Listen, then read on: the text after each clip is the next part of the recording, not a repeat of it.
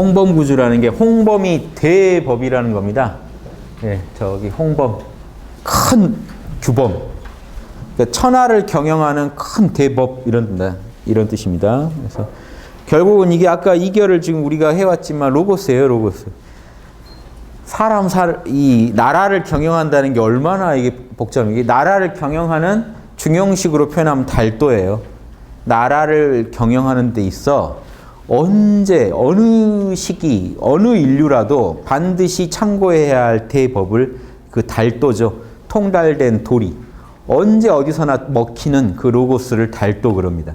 그러니까 사람 사는 데서 반드시 필요한 로고스예요. 그 로고스를 학문적으로 연구해서 밝혀낸 거죠. 그래서 대법이라고 하는 겁니다. 홍범이라는 거는 위대한 큰 규범.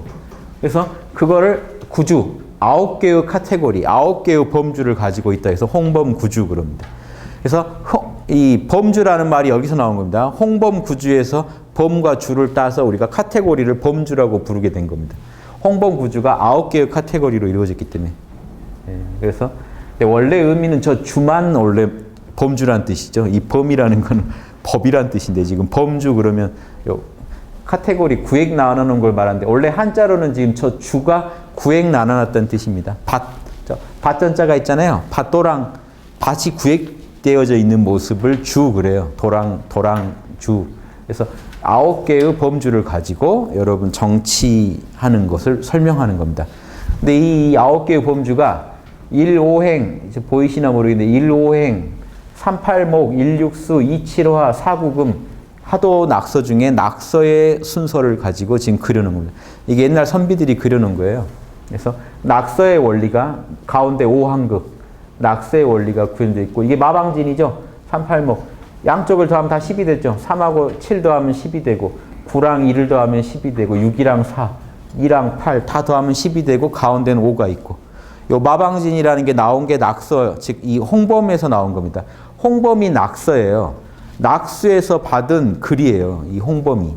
낙서를 지금 그림으로 그려놓은 것들은 요게 지금 낙서거든요. 마방진이 5 있죠. 예, 1육수, 38목, 4구금, 2칠화 해가지고 요게 낙서. 서양에 가가지고 이제 아주 이런 마방진이 더 활발하게 개발됩니다만은 서양에서는 이걸 마방진이라고 불렀어요. 낙서를. 근데 요 낙서의 원리가 송나라 때 이제 이게 확정되는데 그 전부터 글로만 내려오다가 낙서를 지금 전한 낙서 이렇게 도형으로 그려진 거 있죠? 숫자 점으로. 그 낙서는 이 홍범의 사파밖에 안 됩니다. 홍범에 그려진 도표밖에 안 돼요. 왜냐하면 낙서라고 했을 때 낙수에서 받은 뭐란 얘기죠? 글이란 뜻이잖아요. 낙서. 낙수에서 받은 글. 낙수에서 하느님한테 글을 받았다는 거예요. 천재한테. 그래서 우임금이 저 글을 받아가지고 당시 홍수를 다스리고 백성들을 잘 다스려 가지고 나중에 천자가 됩니다. 그래서 이 천자가 될 때 결정적인 역할을 한 게 천재로부터 하느님한테 이 낙서를 받았다는 게 명분이 돼요. 그래서 이 낙서를 받은 천재를 고조선의 군장이라고 보는 겁니다. 5월 춘추에 보면 우임금이 이 얘기를 해요. 주신의 공덕으로, 주신이 조선이에요. 주신의 공덕으로 구이 9동이족이 있죠. 그 중에 현이에서 온 그 사자가 도와줘서 라고 표현한 적도 있고 다른 표현으로 주신의 공덕으로 내가 이 신설을 얻어서 천하를 홍수를 다스리게 됐다.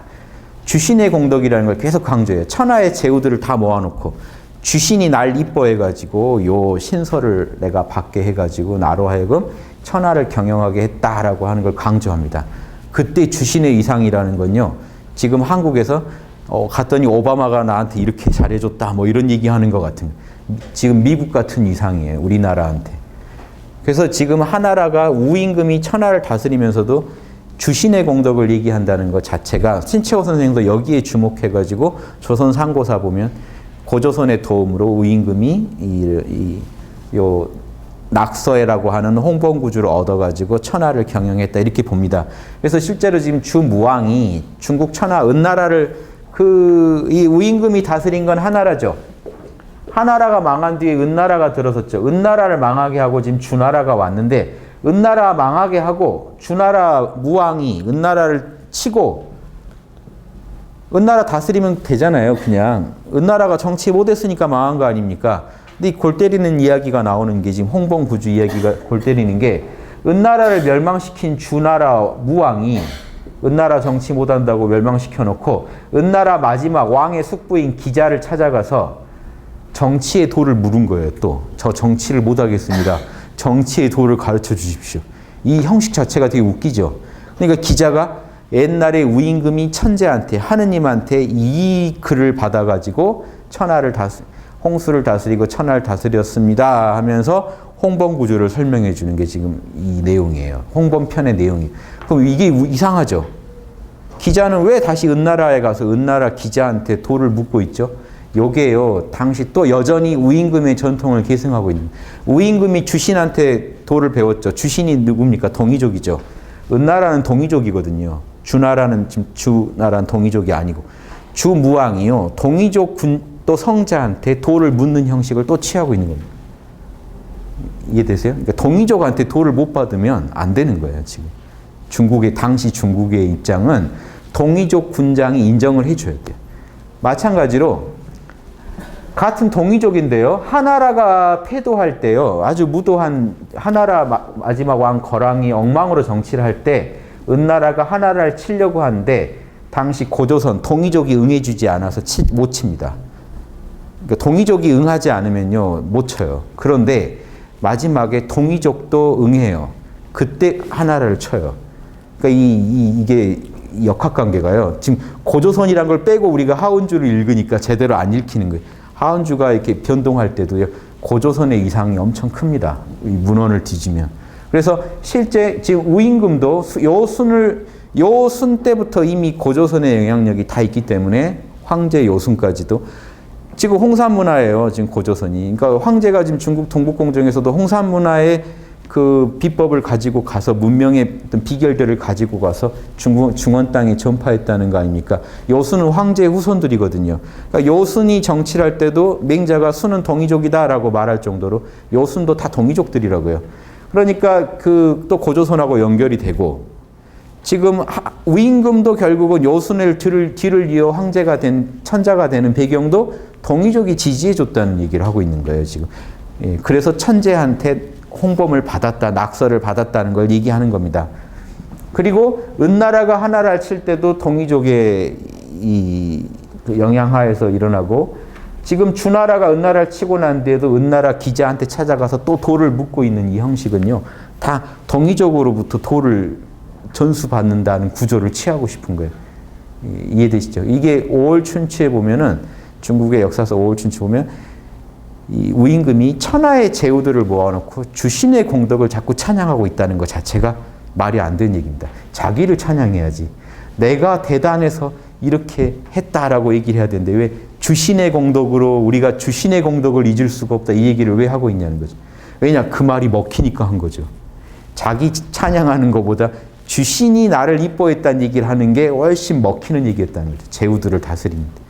이것까지 좀 파악하고 계셔야 돼요. 그러니까 지금 동이족 성자한테 찾아가서 주무왕이 도를 묻는 형식. 자기가 멸망시킨 나라에 성자를 찾아가서 도를 묻고 있고, 기자는 또 거기에 대해서 이 도를 얘기해 주고 있습니다. 옛날 우임금이 이걸 하느님한테 받았습니다 하면서 쭉 얘기를 해주니까 지금 기자 말하는 이 홍범구주가 그대로 낙서예요. 낙서를 하나의 저런 마방진 그림으로만 이해하시면 안 돼요. 저기에 담긴 의미가 홍범구주예요. 그러니까 홍범구주에는요, 기자의 얘기랑 낙서가 섞여 있어요. 그래서 구분하기 힘듭니다, 이제. 왜냐하면 기자가 하느님이 이렇게 얘기했어요 하면서 말하면서 자기 얘기도 같이 들어가 버려 있어요. 그러니까 지금 홍범구주 전체를 지금 낙서의 또 새 버전이라고 보셔야 되고, 홍범구주의 원형이 되는 내용이 낙서일 것이다라고 추정할 수 있을 뿐이지, 낙서는 어디까지 낙서 이거는 구분하기 힘들다고 봐요. 왜냐하면 기자가 이미 말할 때 자기 얘기랑 낙서 얘기를 섞어서 하고 있기 때문에.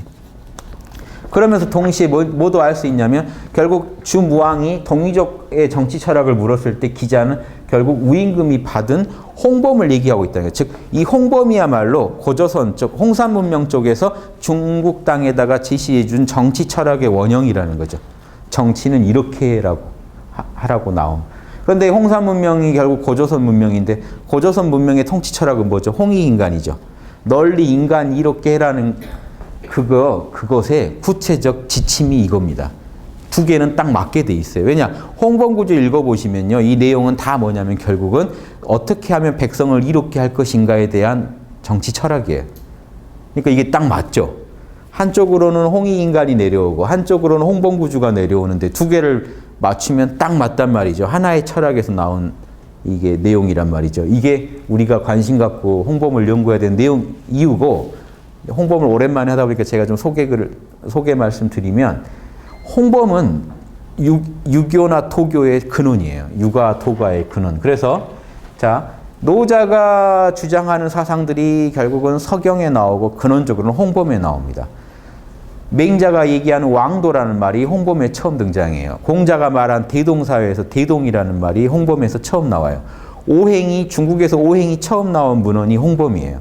다 처음 나와요. 하도의 오행 순서가 나오는 것도 홍범이에요. 낙서의 원리가 나오는 것도 홍범이에요. 노자가 강조하는 천하왕, 진정한 왕이라고 할 때 천하왕이라는 표현을 씁니다. 그 말이 나온 것도 홍범이에요. 다 홍범에서 시작해요. 즉 중국 문명은요, 동이족 문명에서 전달된 이 홍범 구주에서 모든 게 시작돼요.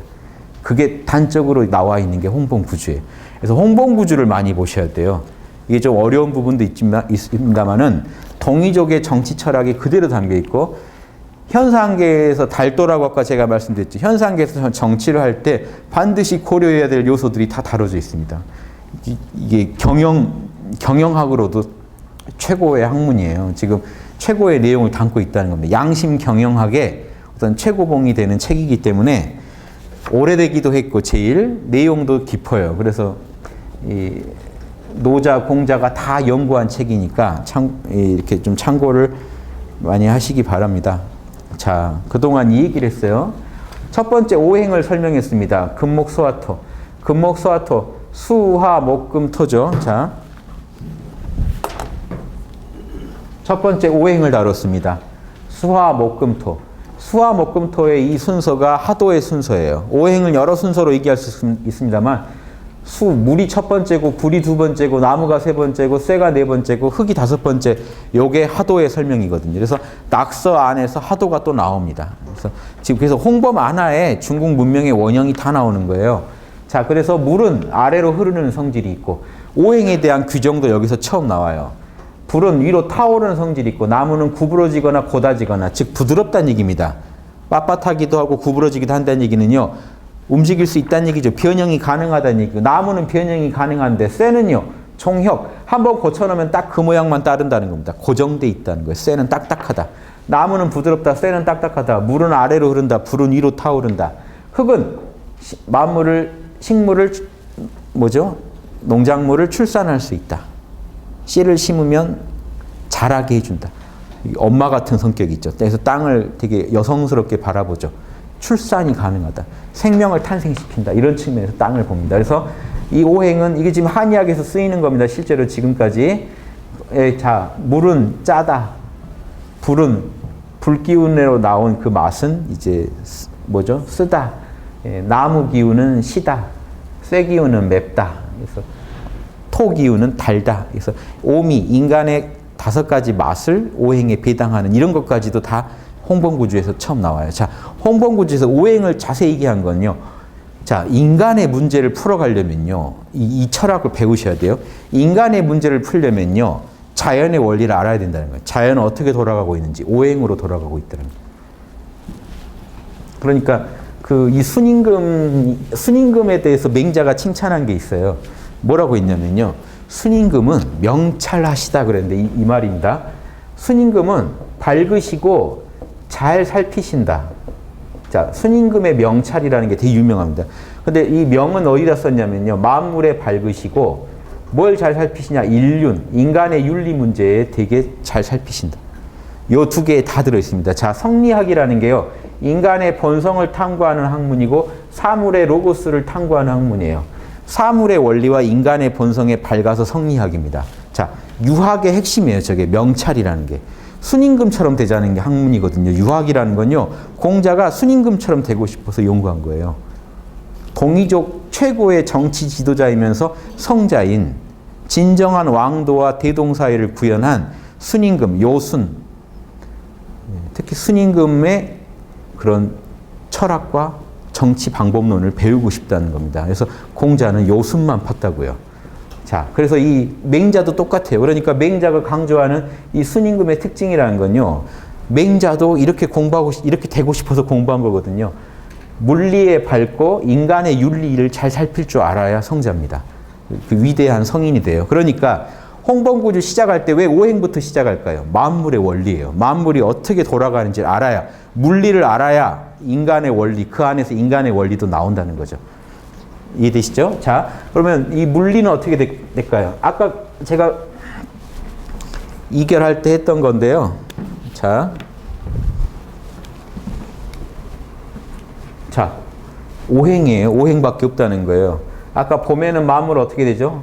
우주의 로고스가 봄에 만물을 낳고 여름에는요 자라게 하고 가을에는 수확하게 하고 겨울에는 씨앗을 감춘다는 거죠. 정보를 감추고 있다가 그 정보를 가지고 새로운 사이클을 일으켜서 이놈이 자라서 극대화되면, 자 보세요. 양기가 극대화되면 다시 쪼그라드는 방향으로, 이때 가을이 되면 만물이 확 쪼그라듭니다. 그래서 열매를 맺는 기운이 결실을 맺는 쪽으로 가요. 그러다가 정보만 남아서 씨앗으로 전해져요. 그게 또 새로운 문명을 일으켜요. 또 새로운 사이클을 또 일으켜요. 이게 물리예요. 이게 오행사상입니다. 그래서 가운데는 토기운이 형성되죠. 플러스 마이너스가 균형을 이루는. 자라는 쪽, 쪼그라드는 쪽, 균형을 이룬 쪽, 이런 에너지들을 읽어낼 줄 알아야, 자연이 이렇게 돌아가는 걸 알아야 뭘 알겠습니까? 그 다음에 봄처럼 사랑하고, 여름처럼 예절로서 화려하게 표현하고, 가을처럼 잘못된 것을 쳐내고 쪼그라들더라도 잘못된 것을 쳐내고 알곡만을 남기고, 겨울처럼 지혜롭고 토처럼 항상 성실해가지고 균형을 잡아가야겠다. 인간의 윤리가 나와요. 자연에서 뽑아낸 거예요. 그래서 오행이라는 걸 먼저 설명하고, 자, 오행을 먼저 파악한 뒤에 오사가 나와요. 인간이 인의의지를 통해서 뭘 잘해야 되냐면요. 이 5가지 일만 잘하면 위대한 황극, 경영자가 될 수 있다는 거예요. 지금 천자, 경영자를 위한 학문이에요. 홍범구주는. 예. 그러니까 지금 경영자의 입장에서 잘해야 될 건 이겁니다. 모양, 말, 보고, 듣고, 생각, 저것만 잘하면 된다는 거예요. 자, 그러니까 모양은 어때요? 항상 공손해야 되고, 말은 진리를 따라야 되고, 보는 건 밝아야 되고, 귀는 잘 들어야 되고, 생각은 항상 지혜로워야 돼요. 이게 그대로, 자, 모양이 공손하면 엄숙하게 되고, 말이 늘 진리를 따르면요, 잘 다스려지고, 보는 것이 밝으면 철인, 이게 뭐죠? 사물을 잘 꿰뚫어 본다는 얘기입니다. 듣는 걸 잘 들으면은 지모, 꾀를 가지고 계획을 잘 짤 수 있고, 생각이 지혜로워지면 성스러워져서 성인이 될 수 있다는, 진리를 잘 듣고 말해줄 수 있는 그 탁월한 존재가 될 수 있다는. 자, 이거 하나에 지금 이 유학이 지향하는 어떤 인격의 모델이 나오죠. 자, 저거를 공자가 한마디로 뭐라고 했으면 논어에서 예절이 아니면 보지도 듣지도 말하지도 행동하지도 마라. 여기에 다 들어있어요. 생각해봐서 예절이 아니면, 양심이 아니면, 양심에 맞지 않는 거는 보지도 듣지도 말하지도 행동하지도 마라. 공자가 저 얘기를 한 거예요. 제일 수제자인 안자한테 저것만 얘기해 줍니다. 예절이 아니면 보지도 듣지도 말하지도 행동하지 마라. 그 다음 뭔 말을 해요? 이거 그 전에. 그게 인을 이루는 방법이라고 얘기하죠. 그 다음에 그리고 뭐라고 해요? 너가 인을 얻고자 하면 천하가 귀의할 것이다. 즉 천하도 경영할 수 있다 이 얘기를 합니다. 이것만 잘하면 천하를 경영할 수 있다. 당신이 양심에 맞게 보고 듣고 말하고 행동할 수만 있다면, 그리고 그러면 인이라는 게 이루어지고 양심이 밝아지고, 그러면 천하도 귀의한다. 하루라도 너가 인을 하면 천하가 귀의할 것이다 이 말을 해요. 이게 결국 이 황극한테 원래 가르치는 거를 공자가 공부한 거죠. 서경의 이 홍범 내용을 안 거죠, 공자가. 그러니까 제일 수제자인 안자한테 너가 이렇게만 하면 천하도 경영할 수 있다 이 얘기를 해줍니다. 그리고 그 안자도 뭐라고 한지 아세요? 맹자에 수는 누구고 난 누구냐? 노력하는 자는 다 이와 같다. 나도 노력하면 다 순이 될 수 있다. 이걸로 서약합니다. 그러니까 이 공자 학파는요, 순 되려고 하는 거예요. 순이 되려고. 재밌죠? 수는 누구고 난 누구냐? 노력하는 자는 다 그와 같다. 그래서 봉호 선생님, 저희 선생님은 이제 거기서 하나 더 나가셨는데 안자가 왜 그 말 한 줄 알아? 전생이 순이라서 그런 거야. 뭐. 그래서 순은 누구고 난 누구냐? 열심히 공부하면 다 똑같이 될 수 있다. 이렇게 얘기했. 그래서 순이 돌아왔다고 아내의 이름을 공자가 회라고 했다는 거예요. 회, 돌아올 회자에서. 그래서 되게 공자가 기대했는데 30몇 살에 죽어버리죠. 일찍 죽어버려서 공자도 돌아가시기 그게 전해인가 그런데 큰 충격을 받습니다. 아들 죽고 안자가 죽어버리니까 이 충격을 받으시는데 안자가 특히 심각하죠. 그래서 천상여 하늘이 나를 죽였구나, 하늘이 나를 죽였구나 하면서 곡지통이라고 아주 그냥 곡을 하면서 울었다는, 다른 제자들이 당황할 정도로. 왜냐하면 자기 학문이 끊겨버렸거든요. 왜냐하면 자기 마음을 그대로 알아주는 이는 안자밖에 없는데 안자가 죽어버렸으니까, 자기보다 아주 어린 친구였는데 일찍 죽어버리니까. 공자 이른 때 한 30대인데 얼마나 기대를 했겠어요. 이 친구만 살아남으면 이제 내토가 펴진다 했는데 안자가 죽어버립니다. 그래서 아무튼 안자도 결국은 순을 배우려고 합니다. 그래서 아무튼 이게 재밌죠. 그래서 이게 동이족의 역사와 이런 정치 문화와 철학과 이런 게 다 연결되어 있는 거예요. 역사와 철학이 연결돼서 지금 내려오고 있는 모습이고, 공자학파는 동이족의 역사도 연구하고 동이족의 철학을 배워가지고 당시 중국을 이 양심 철학으로 한번 경영해 보겠다는 뜻을 세운 학파였어요. 그래서 다들 그 요순에 천착을 한 거죠. 그래서 자, 모양 저것도 오행으로 설명드린 적이 있습니다. 저쪽 끝부터가 아까 수화 목금토예요. 자, 모양은 이 윤기 나야 되고 물처럼. 자, 말은요. 예. 말이라는 거는 지금 밖으로 표현하는 거, 내 의사를 불처럼. 불은 밖으로 표현하는 거죠. 표현하는 거고, 예, 목 기운은, 목은 간, 눈에 해당되죠. 목 보는 거. 귀는 이제 수렴하는 거, 정보를 귀로 수렴해서 듣는 거. 예. 그리고 생각은 가운데, 생각은 토 기운, 생각. 그래서 오행에 맞춰서 계속 모든 걸 전개합니다. 다 오행에 맞춰서 얘기해요. 그래서 홍범구주가 보통 글이 아니에요. 다 오행에 맞게, 순서까지도 다 오행에 맞춰서 얘기를 하고 있어요. 그래서 자, 오행을 통해서 지금 인간이 어떻게 살아야 올바른 인간이 되는지까지 규정했습니다. 이 안에 이니지가 깔려야 되는 건 당연하고요.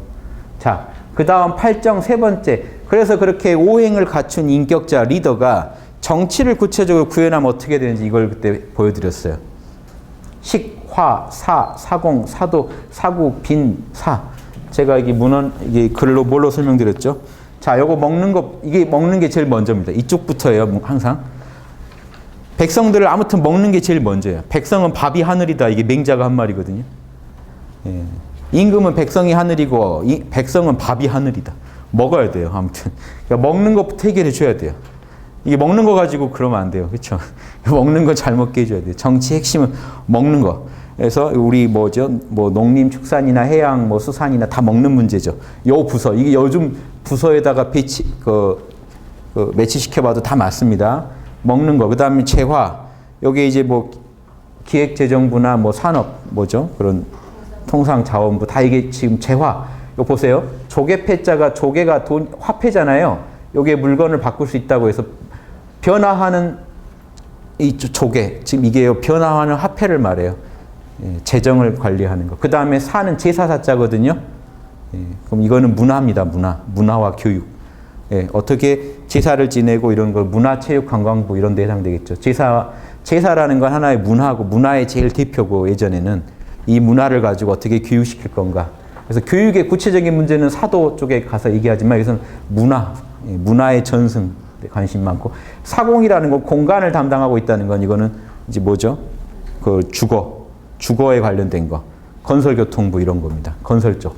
사도는 이게 교육부예요. 지금 교육부. 어떻게 이 무리를 교육시킬 것인가. 오륜으로 가르쳐야 돼요. 순임금이 오전으로 가르치라고 하는데 이 오전이 인해지신 오륜이라고 지금 봅니다. 오륜으로 백성들을 가르쳐라고 처음 얘기한 것도 순임금이에요. 그래서 오륜을 처음 강조한 분도. 사구라는 거는 공자님이 예전에 사구 버스를 했죠. 이거는 치안 담당이에요. 경찰. 예. 그래서 요거는 치안, 법무부. 그 다음에 비는요, 손님 대접, 외교부. 사는 군사, 국방부. 다 들어있죠. 여기서 벗어나지 않습니다. 정치라는 건. 조직을 관리한다는 거는 이런 거다. 백성 살림살이를 담당한다는 건 이런 거다. 그래서 8가지 정치하는 그 팁을 줍니다. 자, 여기까지 했어요. 황극이 자, 오행을 정확히 우주 돌아가는 원리를 알아가지고 사람으로서 우주에 맞추려면 보고 듣고 말하고 행동하고 생각하는 거를 이니 이제 맞게 해야 된다는 걸 깨달았고, 그렇게 해서 8가지 정치를 통해서 한 나라를 경영한, 천하를 나라를 잘 경영하면 나라를 통해 천하도 경영하거든요. 예전에 나라가 다 같은 나라가 아니라 천자국이 있죠. 지금 모델은 천자니까 천자는요, 자기 나라를 잘 경영함으로써 천하를 다스려요. 제후국까지 다 영향을 주기 때문에. 그래서 자기 나라 치국평천하가 다 들어있다는 거죠. 치국평천하 잘하는 비결은 이것만 잘하면 된다, 이겁니다. 자, 그 다음에 그래서 이제 여기까지 왔습니다. 지난 시간에 다 한 거예요. 한 거 얘기하다가 이렇게 시간이 많이 갔지. 근데 아무튼 뭐 또 해도 재밌죠. 홍범 구주는 이런 의미를 갖고 있고 이제 이렇게 돌아간다. 그래서 이제 4번째 왔습니다. 그러면 이제 백성을 실질적으로 이렇게 정치를 잘해서 다스리려면 이제 하늘의 그 자연을 읽어내야 농사 짓는 거 도와주고 하기 때문에 예전에는 이 달력을 제정해서 배포하는 게 임금의 할 일이에요. 제일 순임금이 이 얘기가 나와요. 서경에 순임금이 임금돼서 처음에 한 중요한 일이요. 선기옥형이 있죠. 세종대왕이 만들었다는 혼천이를 지금 10,000원짜리 뒤에 있는 거 있죠. 그 모양 그대로는 아닙니다만은 그걸 만들어 가지고 별들을 관찰해 가지고 별들 중에 뭘 관찰하냐면요. 28수라고 하는 하늘의 황성들이 있죠. 항상 붙박이 별들. 붙박이 별을 28개의 분야로 피자 조각 쪼개듯이 딱 쪼개서 지금 10,000원짜리 하나 있으면 그거 보시면서 보세요. 하늘을 쪼갠 뒤에 자, 붙박이 별들은 안 움직이겠죠. 그러니까 그놈들은 고정돼 있다고 보고요. 그럼 뭐만 움직일까요? 그럼 선기옥형을 가지고 뭐를 보냐면요. 이 선기옥형이라는 도구를 통해서 저희도 지금 궁금해서 그거 직접 제작해 봤거든요. 아크릴로. 학당에 있습니다. 궁금하시면 오면 보여드릴게요. 선기옥형을 가지고 북극성에다가 딱 위치만 맞추면요. 지금 밤하늘에 지금 어느 별자리들이 지금 동서남북에 떠 있는지가 바로 파악이 돼요. 왜냐하면 그 북극성하고 위치만 딱 맞추면 붙박이 별들을 28조각으로 나눠가지고 딱 그려놨기 때문에 그 기구 자체에 하늘이 우리 눈에 보이는 하늘은 아무 선도 안 쳐져 있죠. 선기옥형을 통해 보면 하늘의 선이 다 구획이 정해집니다. 그래서 28구획이 딱 나눠져요. 그 다음에 황도, 적도가 딱 나와요. 태양이 다니는 길들이 정확히 나옵니다. 그게 이제 노랗고 빨갛고 그 색깔로 구분까지 이미 다 해놨기 때문에 그걸 통해 하늘을 보면 이미 여러분이 그 밤하늘 사진을 막 무슨 선이 다 그어지고 별자리 표시, 뭐 황도, 적도 표시 다 된 걸로 춘분점, 추분점 표시된 걸로 여러분들은 보통 보시거든요. 자료를 보면 선기옥형을 통해 보면 그렇게 보여요. 똑같이. 밤하늘이 그냥 밤하늘이 아니라 이제 구획이 다 나눠져서 보입니다. 근데 거기서 움직이는 게 있어요. 매일. 그게 뭐냐면 오행성하고 해와 달만 움직입니다. 7놈만 움직여요. 왜냐? 그건 지구 가까이 있으니까 계속 변하거든요. 수목금화토 오행성하고 해와 달만 계속 움직이고 있다고요. 그 움직임을 관찰합니다. 그러면 28분야에서 해와 달이 어떻게 움직이는지를 매일 관찰해서 오행성이 어느 분야에 모이느냐에 따라서 중국 지도에 나눠져 있어요. 하늘의 별자리에 상응하는 땅의 혈자리들을 다 나눠가지고 우리나라도 다 나눠져 있어요. 그래서 밤하늘에 어디에 오행성이 모이면 그 지역이 기운받는다 해가지고 옛날에 규성 분야의 별이 모인 걸 보고 그때 몽고에서 징기스칸이 나왔다는 거예요. 이렇게 오행성 모이는 걸 가지고 이제 구군까지도 점치고 일단은 농사 짓고 하는데 참고하는 겁니다. 오행성이에요. 그래서 순임금이 선기옥형을 만들어서 칠정을 가지런히 했다는 게 7가지 정사라는 게 7개의 별이 있죠. 해와 달, 금목, 수화토. 그 7개의 별을 관찰했다는 얘기예요. 그래서 걔네들이 어떻게 움직이는지 그 변화를 파악했다는 거예요. 그래서 거기서 칠정이라는 건 요 8정이 아니라 그 해와 달의 움직임을 관찰하는 해와 달과 오행성 관찰이 되게 중요한 부분이에요. 그래서 예전에 지금 서양에서도 똑같습니다.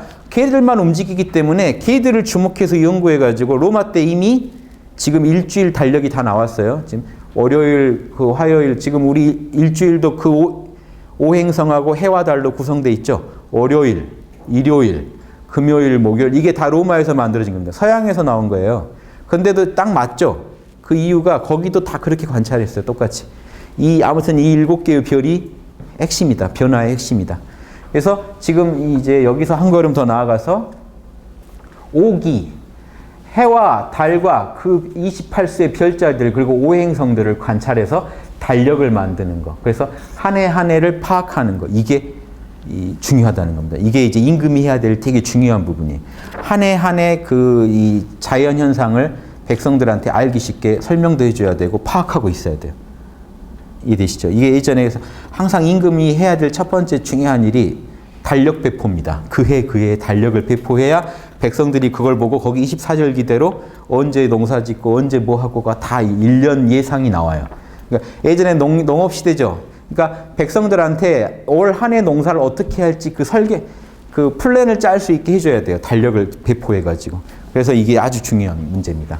그래서 예전 뭐 이집트도 그렇고 다 그래요. 다 나일강 유역을 어떻게 달력 배포해가지고 어떻게 그 한 달 한 달 이렇게 하루하루를 계획할 건지를 백성들한테 못 가르쳐주는 그 왕조는 그 살아남을 수가 없습니다. 그래서 이 자연을 읽어내는 거, 천문을 읽어내는 부분이 또 한번 강조되는데, 자 보세요. 해와 달, 이거는 한 해죠. 해, 한 해에서 해, 그 다음에 태양, 달, 성신은 별인데요. 성신이 어떻게 다르냐면 역수라는 거는 지금 저 역수라는 거는 달력을 말하는 거고요. 자, 이 성씨라는 거는 성은요. 자, 이게 태양이죠. 태양에서 파생된 거라는 겁니다. 태양보다 작잖아요. 그러니까 이것들도 분명히 태양 같은데 태양빛에서 뭔가 파생돼 나온 것들 같다는 겁니다. 그래서 별을 지금 이거는 지금 우리가 성 그러죠. 별성자. 별을 지금 별성 이렇게 부르고요. 신은요. 이거는요. 원래 이 글자는 이렇게 옛날 농사기구예요. 돌을 깎아서 여기에다 막대기를 떼서 요거를 손으로 잡고 하는, 요게 지금 이렇게 그려지다 보니까 어떻게 되어 있습니까? 예. 요게 별신자가 된 건데 여기서는 그 의미가 아니에요. 원래 이게 농사 지을 때 아침에 별 보며 새벽에 별 보면서 농사 지러 나간다고 해서 별이라는 뜻을 갖게 되는데, 뒷사람들이 여기다 말을 붙일 때 여기 어떤 아까 바위 밑에 장소죠. 어떤 장소인데 저 하늘에 있는 장소라는 거예요. 이거는 하늘을 말하면 윗상자. 거기에 그칠 지자, 별이 그치는 장소가 있다는 거예요. 저 하늘에 별이 멈추는 장소를 의미해요. 이때는 전혀 다른 뜻으로 쓰인 겁니다. 즉 뭐냐면 별이 있는 그 자리를 신 그래요. 빛나는 별은 성이고요. 그 별이 있는 자리 있죠. 어느 특정 위치에 있는 거 아닙니까? 그 위치는 별신자를 씁니다. 그치 지자를 강조해가. 이해되시죠? 이거는 요거랑 용도가 좀 그 활용이 다르게 되고 있는 거예요. 아무튼 성신 그러면 별과 별 자리를 말해요. 자, 여기라는 것도 아까 이거 공간이라고 했죠. 이게 어딜까? 여기는 이제 언덕이요.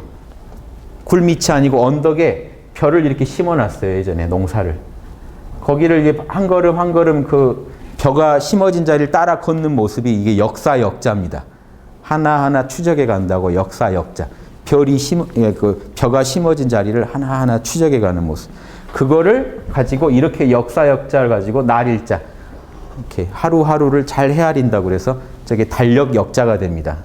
여기 이제 이게 생략되고요. 이렇게 합쳐진 거죠. 그러니까 이게 벼가 촘촘히 심어진 걸 하나하나 다 세면서 걷고 있는 모습이에요. 그러니까 하루하루를 다 계산하고 있는 걸 달력 그러는 겁니다.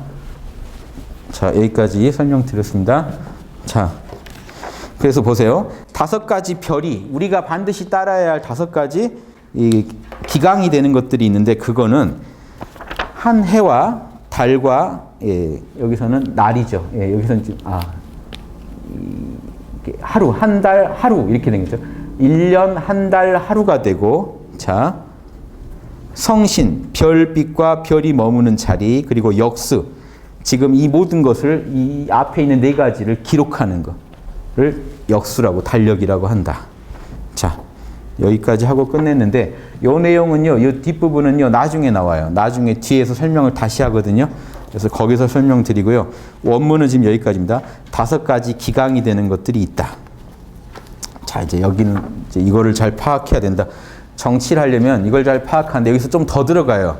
홍범은요, 자, 한 해를 관찰하고, 달을 관찰하고, 이제 한 달을 관찰하고, 하루를 관찰하고, 이 별들을 관찰하면서 정치에 어떻게 활용할 것까, 이 얘기까지 하는데, 이 내용들은 거기까지 관련된 겁니다. 이제, 그래서 나중에 설명드릴 거고요.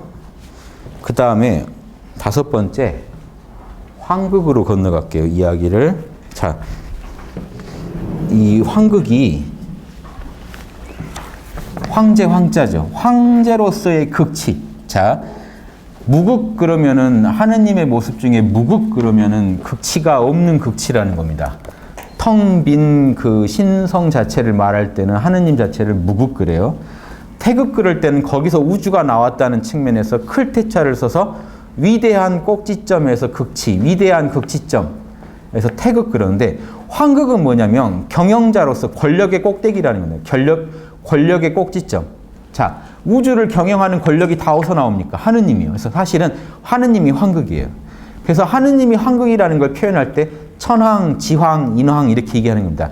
하늘의 황극, 지황, 별들의 황극, 모든 별을 경영하고 있다는 겁니다. 인황, 모든 생명체를 경영하고 있다는 겁니다. 그런 의미로서 우주의 신성 자체가 사실은 황극이 되는데, 자, 인간의 문제로 와서 인간 중에 제일 권력의 꼭지점이 있겠죠. 지금 이 나라의 권력의 꼭지점은 누구죠? 대통령 자리죠. 거기가 또 황극이 돼요. 그래서 여기서 말하는 황극은 인간 중에 인간을 경영하는 권력의 꼭대기에 위치한다는 뜻입니다. 그래서 황극이란 5번째는 황극입니다. 황극이란 황제가 그 지극함이 있음을 세운 것입니다. 황제가 내가 꼭대기다라고 해서 백성들한테 그 꼭대기로서의 어떤 위상을 보여준 거라는 겁니다. 자, 보세요. 이제 여기 피라미드 생각하시면 돼요. 동양에서는요, 산이나 이런 게 황극을 상징합니다. 즉, 동서남북 사방에서 우러러보는 그 꼭대기가 되는 존재가 황극이에요. 그 극이라고 할 때, 요 나무 극자에다가 보세요. 이렇게 얘기하는데, 자, 보세요. 사람이 머리는 하늘에 닿아 있고 발은 땅에 서 있죠. 근데 거기서 말하고 손을 쓴다는 겁니다. 사람으로서 천지를 꿰뚫은 사람이요, 말하고 행동한다는 얘기예요. 저 극자 자체가 되게 꼭대기가 된 사람을 말해요. 그래서 사람 머리 위에 대들보를 의미할 때도 쓰고요. 우리가 황극할 때의 극은요, 의미가 더 깊어집니다.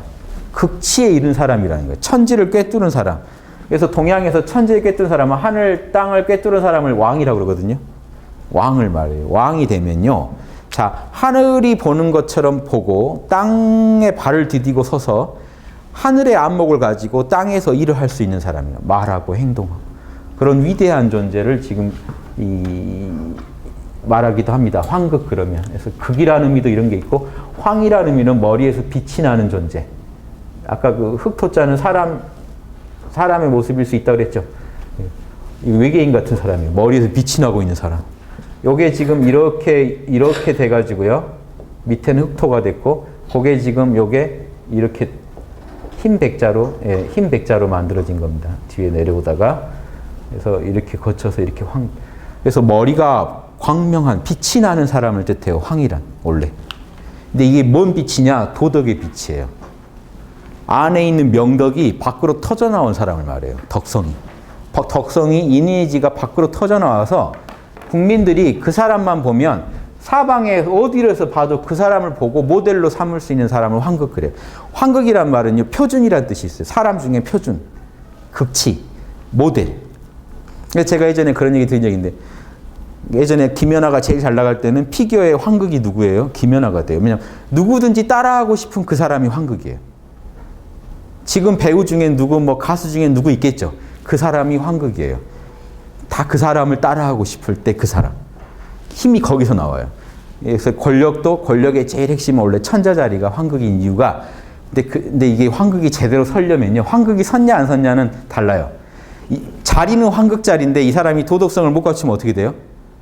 모델이 못 되죠. 그럼 황극이 아니에요.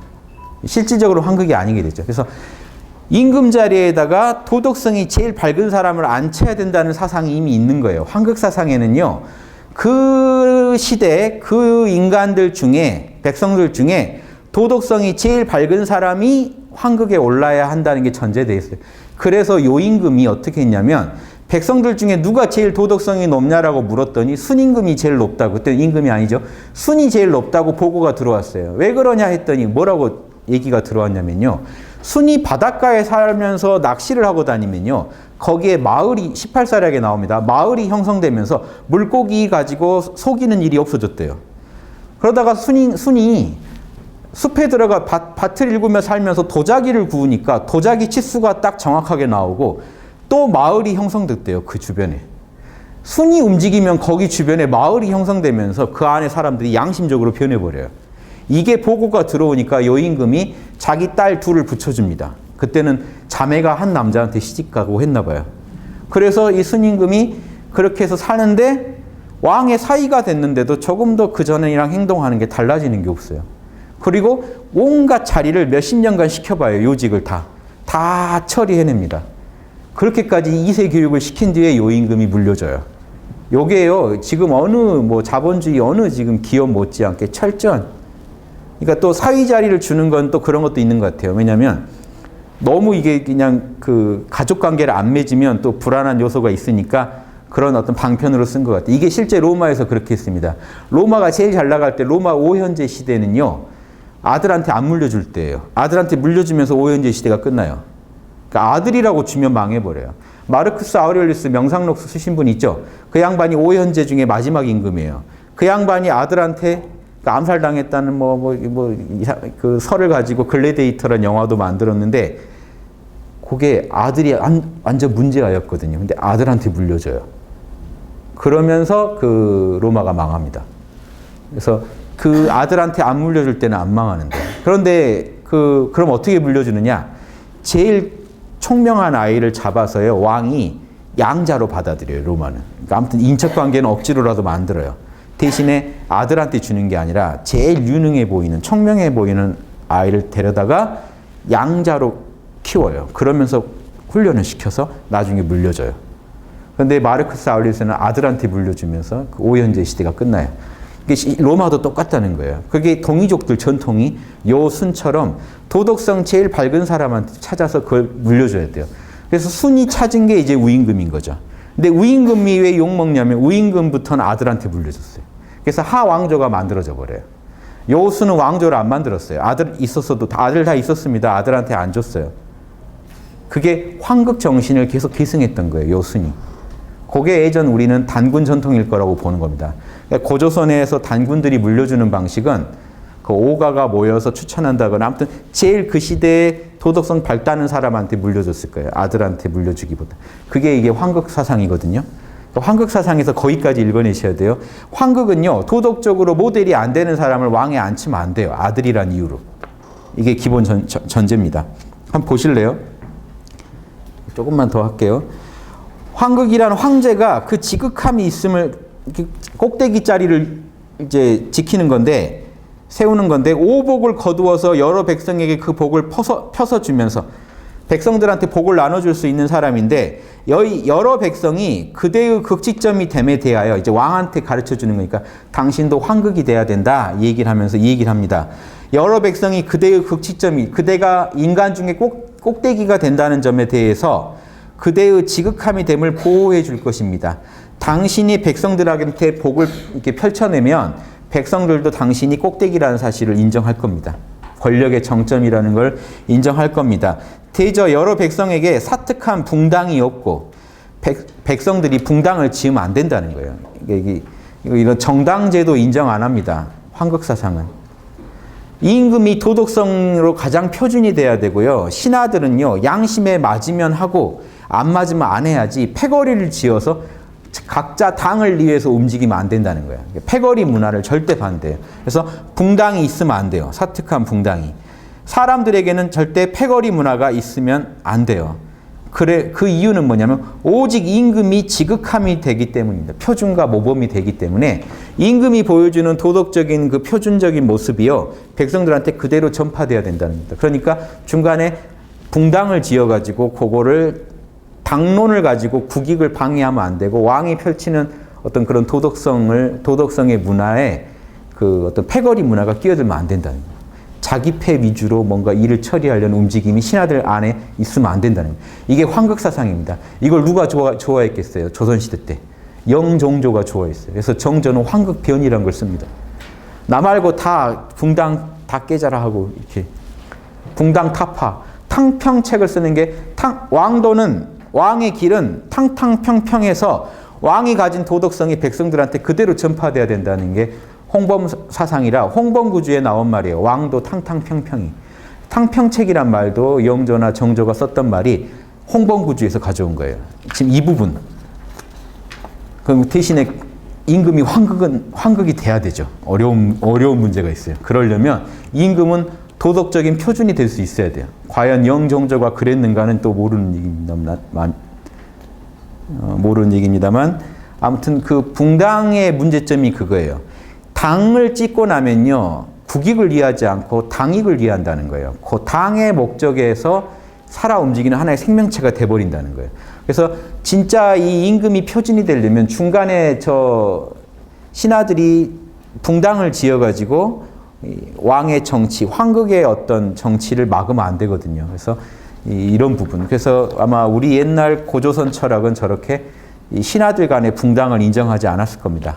황극, 제일 밝은 임금. 박달나무 단자를 썼죠. 단군이. 우리말로 하면 뭡니까? 박단 뜻이에요. 박다는 임금이에요. 머리가 제일 밝은. 그러니까 이 황제 황극에서 저 황자도 빛을 상징하죠. 다 빛을 상징합니다. 그 이유를 한번 제가 그 말씀을 드리려면 진도가 좀 더 나가야 되네요. 예.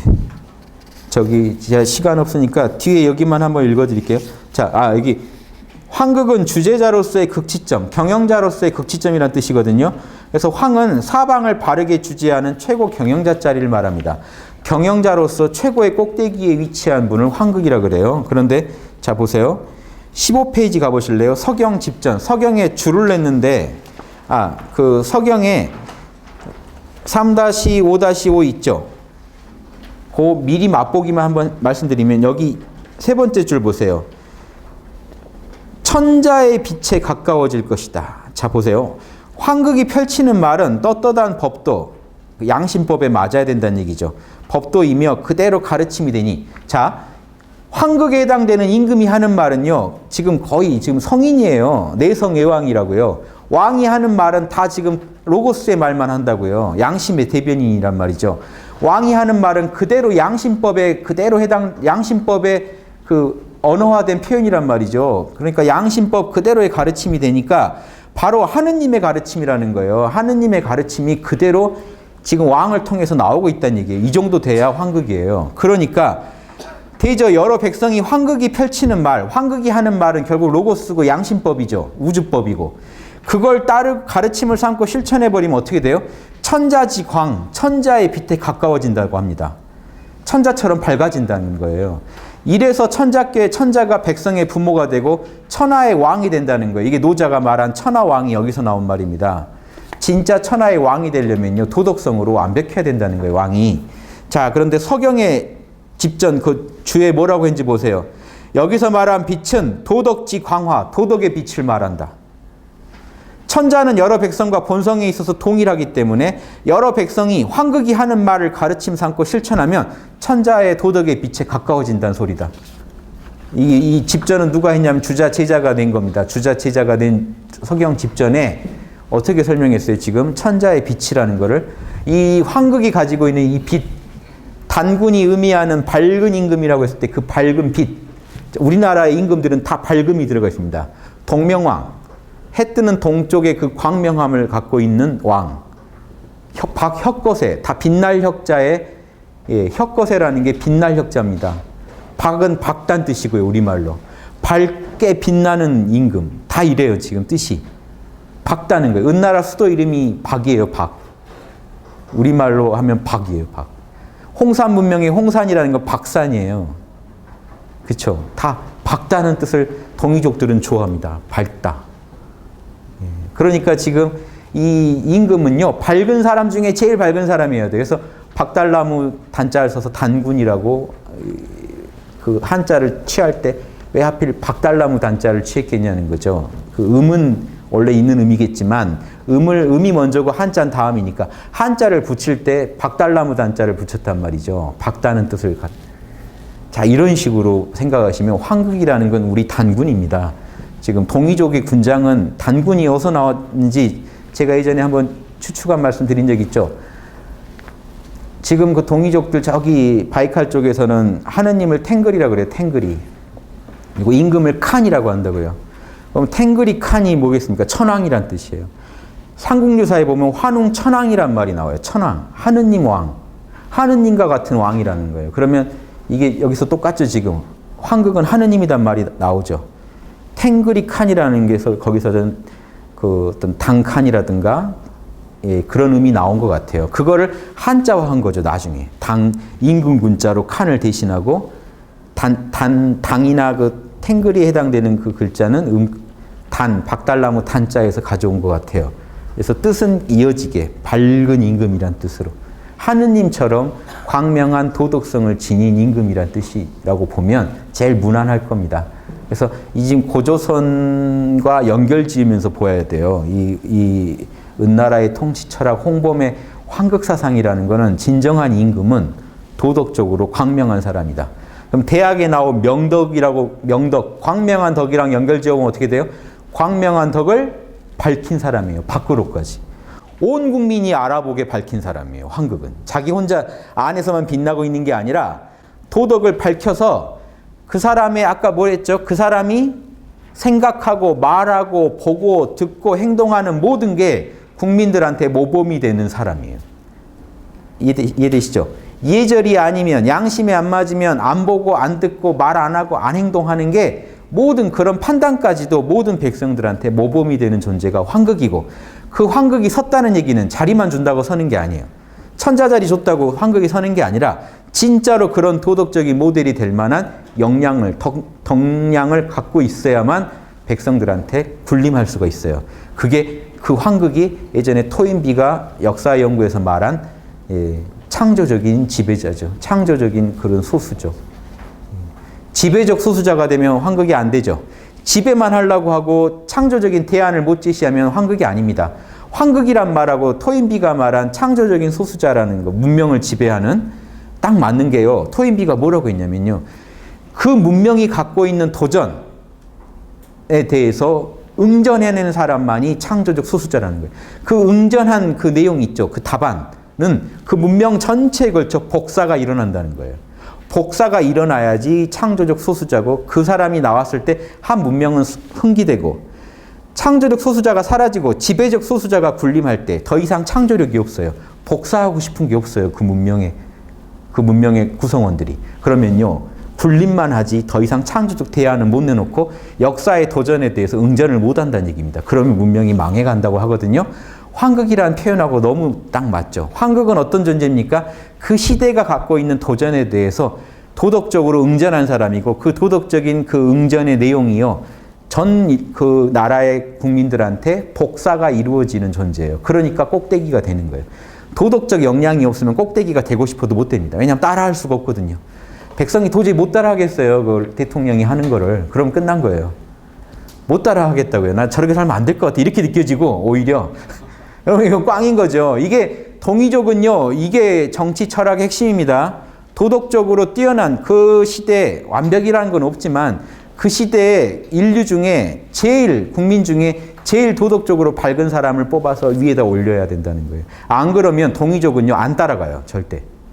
동이족은 특히 안 따라가요. 여러분 잘 아시죠? 여러분보다 도덕적으로 위가 아닌 사람한테는요. 따라가고 싶지가 않고 배우고 싶지가 않다고요. 그런 게 특히 심해요. 특히 이 한국인들이 심해요. 그래서 한국인들은 모래알이라고 하지 않습니까? 안 뭉친다고. 일본은 조금 지도자가 못나도 금방 뭉쳐서 진흙처럼 한 덩어리가 돼서 뭔가 실적을 내는데 한국인들은 맨 뒷담화만까지 안 따라가요. 너가 나를 이끌 정도의 도덕성이 있다고 난 보지 않는다. 내가 더 낫다고 본다. 이 마음이 있으면 국민이 다 감독이 돼가지고 한 소리 하지 안 따라간다는 거죠. 그러니까 특히 동이족, 특히 한국인들을 동이족의 적통이라 그런지 한국인들을 끌고 가려면요. 황극이 안 나오면 끌고 가지지가 않습니다. 끌려가질 않아요, 여러분이. 여러분이 이니에지를 하진 않지만 남한테 이니에지를 얼마나 잘 쓰시는데요. 거기 하자가 나와버리면 다 바로 끝이에요. 나보다 못난 모습을 찾아내면 끝나요. 자, 이게 동이족의 어떤 그 기질이라고 봤을 때 황극 사상이 정치 철학의 되게 중요한 부분이란 거 아시겠죠? 도덕적으로 더 뛰어난 사람이 아니곤 따라가질 않습니다. 그래서 오히려 더 도덕적으로 떨어지는 사람들보다 더 치일 때도 많아요. 왜냐하면 이 규합이 안 되니까. 그리고 패거리가 당파가 나뉘어가지고 사색당파로 조선시대 때 늘 싸우기만 했지 조금도 국민들 이로운 일을 한 적이 없어요. 붕당이. 서로 패거리죠. 싸우기만 했지. 자, 이런 모순을 극복하는 건요. 이 동이족은 붕당제가 맞질 않고 황극을 찾아야 됩니다. 황극제가 맞아요. 존경할 만한 양심적 리더를 찾고 그 아래서 양심으로 하나 되는 모습이 아니고는요. 해결이 안 납니다. 동이족 정치 철학이 그래요. 홍범구주를 공부할 때 이 부분을 좀 많이 연구하셔야 됩니다. 그래서 동이족들은 모여서 회의하는 걸 되게 중시합니다.